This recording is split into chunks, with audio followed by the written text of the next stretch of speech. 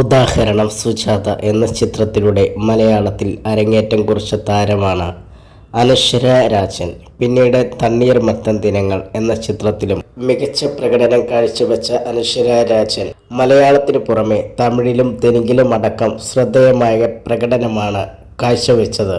ഇപ്പോഴത്തെ തൻ്റെ സിനിമാ കരിയറിനെ കുറിച്ച് അനശ്വര പറഞ്ഞ വാക്കുകളാണ് ചർച്ചയാകുന്നത്. ഒരു നടിയാകണമെന്ന് താൻ ചിന്തിച്ചിട്ടില്ലെന്നാണ് അനശ്വര രാജൻ പറയുന്നത്. തണ്ണീർമത്തൻ ദിനങ്ങളും സൂപ്പർ ശരണ്യയും കരിയറിൽ ബ്രേക്ക് നൽകിയത്. കുറെ നല്ല മനുഷ്യരെ ഈ സിനിമയിലൂടെ എനിക്ക് ലഭിച്ചു. സൂപ്പർ ശരണ്യയിൽ അഭിനയിക്കുമ്പോൾ ഓരോ ദിവസവും ഞാൻ എൻജോയ് ചെയ്തു. ഞാൻ നടിയാകുമെന്ന് ചിന്തിച്ചതേയില്ല. എന്നാൽ എൻ്റെ നാട്ടിലെ ഡ്രാമ ട്രൂപ്പുകളിലൊക്കെ ഞാനുണ്ടായിരുന്നു. മാത്രമല്ല കായികത്തിലും ഞാൻ കൂടുതൽ താല്പര്യം കാണിച്ചിരുന്നു. അനശ്വര രാജൻ പറയുന്നു.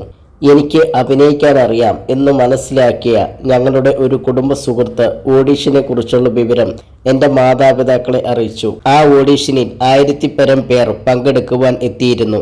അത്രയധികം ആളുകൾക്കിടയിൽ എന്നെ തിരഞ്ഞെടുത്തത് അങ്ങനെയാണ് ആദ്യ സിനിമ ഉദാഹരണം സുജാത സംഭവിക്കുന്നത്. സിനിമയിൽ വന്നില്ലെങ്കിൽ ആരാകുമെന്നറിയില്ല, അനശ്വര കൂട്ടിച്ചേർത്തു.